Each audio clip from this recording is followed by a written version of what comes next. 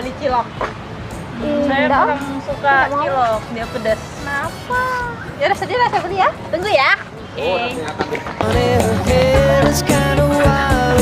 Pak mau cilok. Berapa Mbak ini? Mau 5.000 yang pedas. Campur si tuahnya Mbak? Jangan dah. Ada jelas.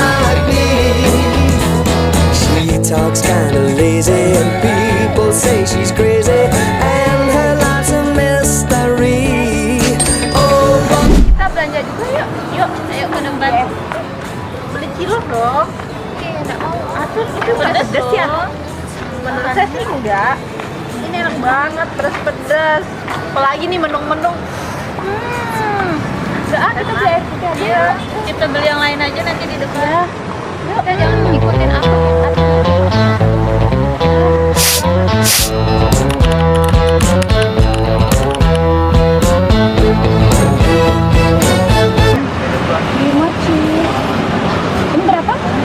those are kind of funny. Her hair is kind of Pesan satu.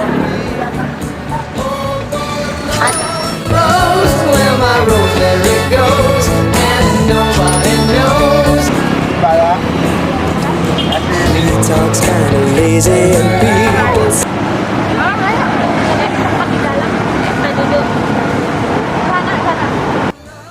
rose where my rosemary goes, and nobody knows like me. Tuh, kamu beneran mau belanja yang pedas lagi? Iya, mau beli tahu aku. Tadi udah cilok mau pedas banget. Sekarang tahu wali lagi. Nggak apa-apa, enak.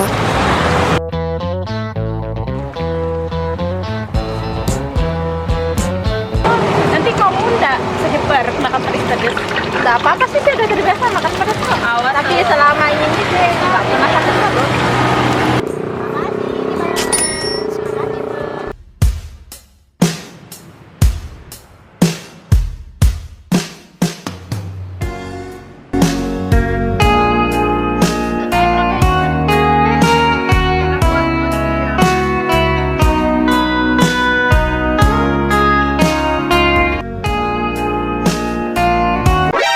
NANI? Kenapa tuh? Nggak apa-apa, bosnya emang nggak sakit aja.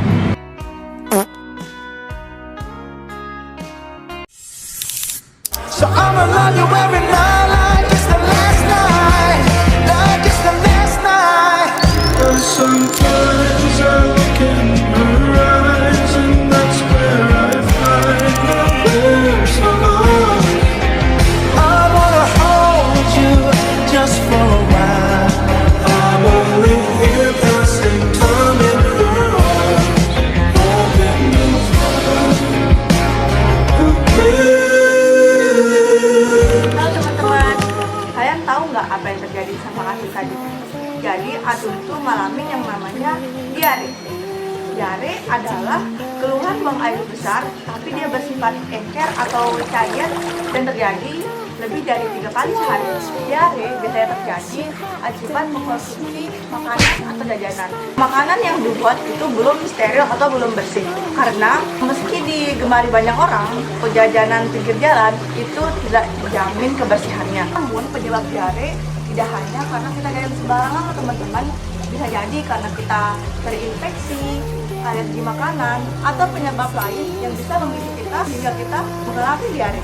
Seperti infeksi rotavirus yang biasanya ditandai dengan minyak kita yang berair dan biasanya terjadi pada anak-anak. Kedua, ada infeksi bakteri, Campylobacter dan Escherichia coli yang ditandai dengan ketika kita makan makanan, tapi makanan tersebut belum matang. Yang ketiga, ada infeksi bakteri Clostridium difficile yang terjadi karena kita mengkonsumsi antibiotik, dan masih banyak lagi penyebab-penyebab infeksi lainnya. Nah, yang ketiga ada gejala diare. Gejala utamanya adalah ginja yang berair atau encer dan terjadi lebih dari 3 kali sehari. Namun bukan itu doang loh gejalanya teman-teman. Ada beberapa gejala seperti perut kembung, perut mulas, mual, muntah, kakinya berlendir sampai berdarah. Diare yang sudah parah bisa menimbulkan dehidrasi loh teman-teman. Jadi ketika kita merasa diare kita sudah parah, mau tidak mau dan sudah harus kita harus pergi ke pusat kesehatan masyarakat atau puskesmas terdekat. Kok perasaan gerah ya? Pantesan gerah, kalau didiamin badan gua bisa iritasi. Sus, gua ngedeteksi ada titik panas di badan lu. Iya tak, ada cabai di badan gua. Ya udah, langsung aja prosedur perlindungan diri sebelum badan lu iritasi. Tapi tak, tinja belum selesai diproduksi. Ntar yang keluar bisa encer loh. Keselamatan organ lebih utama, Sus. Oke tak kalau gitu.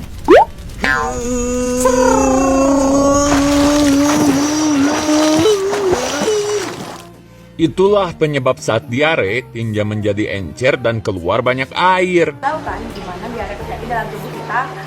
Jadi setelah itu yang terakhir ada cara pengobatannya nih. Jadi ketika teman-teman mengalami gejala-gejala diare, itu boleh kok tidak langsung ke dokter, tapi kita bisa tangani sendiri seperti hal-hal sederhana. Misalnya menjaga pola asupan makanan, ya, berbanyak minum air putih, terutama jangan makan pedas ya kayak Atun tadi. Terus ada konsumsi makanan yang banyak mengandung air, rajin-rajin minum suplemen, dan masih banyak lagi. Nah, jadi itu saja penjelasan kenapa Atun bisa kena diare. Nah, selanjutnya kita akan membahas dan teman-teman harus tahu nih sistem pencernaan itu apa aja sih. Jadi akan dijelaskan sama teman-teman saya. Hai teman-teman, saya akan menjelaskan proses pencernaan makanan. Saya akan menjelaskan pencernaan makanan terlebih dahulu. Jadi pencernaan makanan adalah proses mengubah makanan dari ukuran besar menjadi ukuran kecil dan lebih halus, dan proses membaca molekul makanan yang kompleks dan menjadi lebih sederhana dengan menggunakan enzim dan organ-organ pencernaan. Jadi teman-teman, proses pencernaan makanan itu ada dua. Yang pertama, proses pencernaan makanan secara mekanik dan proses pencernaan makanan secara kimiawi. Yang pertama, proses pencernaan makanan secara mekanik yaitu proses perubahan makanan dari ukuran yang besar atau kasar menjadi ukuran yang kecil atau halus dengan bantuan gerakan alat-alat pencernaan.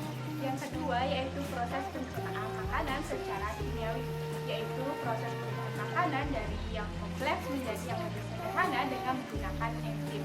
Nah, contoh proses pencernaan makanan secara kimiawi ini yaitu seperti mengunyah, menelan, terus gerakan peristaltik di usus dan gerakan otot-otot di lambung. Nah, teman-teman, proses pencernaan ini kita membutuhkan alat-alat atau organ-organ pencernaan. Nah, alat pencernaan ini ada saluran pencernaan dan kelenjar pencernaan. Nah, kelenjar pencernaan inilah yang menghasilkan enzim yang membantu proses pencernaan secara kimiawi. Nah, contoh kelenjar pada manusia yaitu seperti kelenjar air liur, kelenjar getah lambung, kelenjar pankreas, dan juga kelenjar pankreas. Nah, teman-teman, di sini saya akan menjelaskan alat pencernaan manusia. Ada saluran pencernaan manusia. Nah, saluran pencernaan manusia itu adalah saluran yang menerima makanan dari luar dan mempersiapkannya untuk diserap oleh tubuh dengan jalan proses pencernaan seperti pembunuhan, penelanan, dan pencampuran dengan enzim zat cair yang terbentang dari mulut sampai anus. Saluran pencernaan makanan pada manusia itu terdiri dari beberapa organ secara berturut-turut seperti mulut, kerongkongan, usus lambung, usus halus, usus besar, dan anus. Nah teman-teman, perlu teman-teman ketahui nih bahwa proses pencernaan itu dimulai sejak makanan masuk ke dalam mulut. Di dalam mulut terdapat alat-alat yang membantu dalam proses pencernaan, yaitu gigi, lidah, dan kelenjar lidah. Nah, di dalam rongga mulut inilah makanan mengalami pencernaan secara mekanik dan kimiawi. Beberapa organ yang ada di dalam mulut, yaitu yang pertama ada gigi. Gigi berfungsi untuk mengunyah makanan sehingga makanan menjadi halus, yang dimana keadaan ini memungkinkan enzim-enzim pencernaan mencerna makanan lebih cepat dan efisien. Gigi dapat dibedakan menjadi tiga berdasarkan fungsinya. Yang pertama yaitu gigi seri yang berfungsi untuk memotong makanan, dan yang kedua ada gigi taring yang berfungsi untuk merobek makanan, dan yang ketiga ada gigi geraham yang berfungsi untuk mengunyah makanan. Selanjutnya organ yang ada dalam mulut yaitu lidah. Lidah berfungsi untuk mengaduk makanan di dalam rongga mulut dan membantu mendorong makanan pada proses penalanan. Selain itu, lidah juga berfungsi sebagai alat pengecap yang dapat merasakan manis, asin, pahit, dan juga asam. Nah, teman-teman bisa perhatikan gambar di sini. Terlihat bahwa bagian rasa pada zat yang masuk ke dalam rongga mulut itu direspon oleh lidah di tempat yang berbeda. berbeda-beda. Contohnya yaitu rasa asin yaitu terletak pada bagian lidah di tepi depan, rasa manis yaitu pada lidah bagian ujung, rasa asam yaitu pada lidah bagian samping, dan rasa pahit yaitu terletak di lidah bagian belakang atau pangkal lidah. Perlu diketahui juga di lidah terdapat kelenjar lidah yang menghasilkan fluida atau epidurus. Nah, kelenjar lidah ini dalam rongga mulut terdapat 3 pasang seperti gambar di samping. Yang pertama ada kelenjar parotis, yang kedua ada kelenjar submandibularis, dan yang ketiga ada kelenjar sublingualis. Selanjutnya, saluran pencernaan setelah mulut adalah kerongkongan. Kerongkongan merupakan saluran penghubung antara rongga mulut dengan lambung. Jadi, kerongkongan berfungsi sebagai jalan bagi makanan yang telah dipindah dari mulut menuju lambung. Nah, pada kerongkongan tidak terjadi proses pencernaan. Kenapa? Karena makanan berada di dalam kerongkongan hanya sekitar 6 detik. Sekian, terima kasih. Lambung atau ventriculum. Lambung merupakan lambung besar yang berada di sebelah kiri dari rongga perut. Lambung memiliki 3 bagian. Yang pertama ada bagian atas, yaitu kondriak, bagian tengah yaitu fundus, dan bagian bawah yaitu pilorus. Lambung berfungsi memecah makanan menjadi partikel-partikel kecil dengan bantuan dari asam lambung dan enzim. Enzim utama pada lambung yaitu pepsin yang bekerja memecah protein dan lipase yang bekerja memecah lemak. Nah, setelah dari lambung, makanan kemudian menuju ke usus halus. Usus halus merupakan tempat pencernaan makanan yang paling panjang. Nah, usus halus sendiri terdiri dari 3 bagian. Yang pertama usus 12 jari atau duodenum, yang kedua ada usus kosong atau jejunum, yang ketiga ada usus penyerap atau ileum. Pada usus halus, nutrisi makanan seperti vitamin akan diedarkan ke seluruh tubuh. Nah, nutrisi inilah yang akan membuat kita sehat dan berenergi. Halo semuanya, saya sudah sembuh dari diare. Jadi di sini saya akan menjelaskan pencernaan terakhir yaitu usus besar dan anus. Makanan yang tidak dicerna oleh usus halus seperti selulosa bersama dengan lendir akan ke usus besar untuk menjadi feses. Nah, di usus besar ini ada bakteri Escherichia coli. Nah, teman-teman, bakteri ini membantu proses pembusukan sisa makanan menjadi feses. Selain untuk membantu proses pembusukan sisa makanan, bakteri ini juga menghasilkan vitamin K.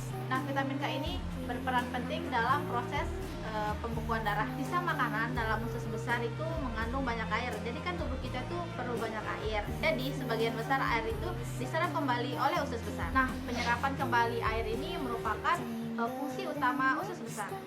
Nah, perjalanan makanan yang kita makan sampai ke usus budu itu memerlukan waktu 4 sampai 5 jam. Tapi di dalam usus besar makanan itu bisa disimpan selama 24 jam. Dalam usus besar feses itu didorong secara teratur dan lambat oleh gerakan peristalsis menuju rektum. Nah, gerakan ini itu dikendalikan oleh otot polos. Kalian bisa lihat struktur usus di sini. Selanjutnya itu anus. Anus itu merupakan lubang tempat pembuangan feses. Sebelum dikeluarkan, feses itu ditampung terlebih dahulu di rektum. Apabila feses sudah siap untuk dikeluarkan, maka otot sphincter rektum ini akan mengatur untuk pembukaan dan penutupan anus. Otot sphincter yang menyusun rektum itu ada 2, yaitu otot polos dan otot lurik. Jadi teman-teman, proses buang air besar itu dilakukan dengan sadar, yaitu dengan adanya kontraksi otot dinding perut yang diikuti dengan mengedurnya otot sphincter anus dan kontraksi kolon serta rektum. Akibatnya, feses dapat terdorong keluar dari anus.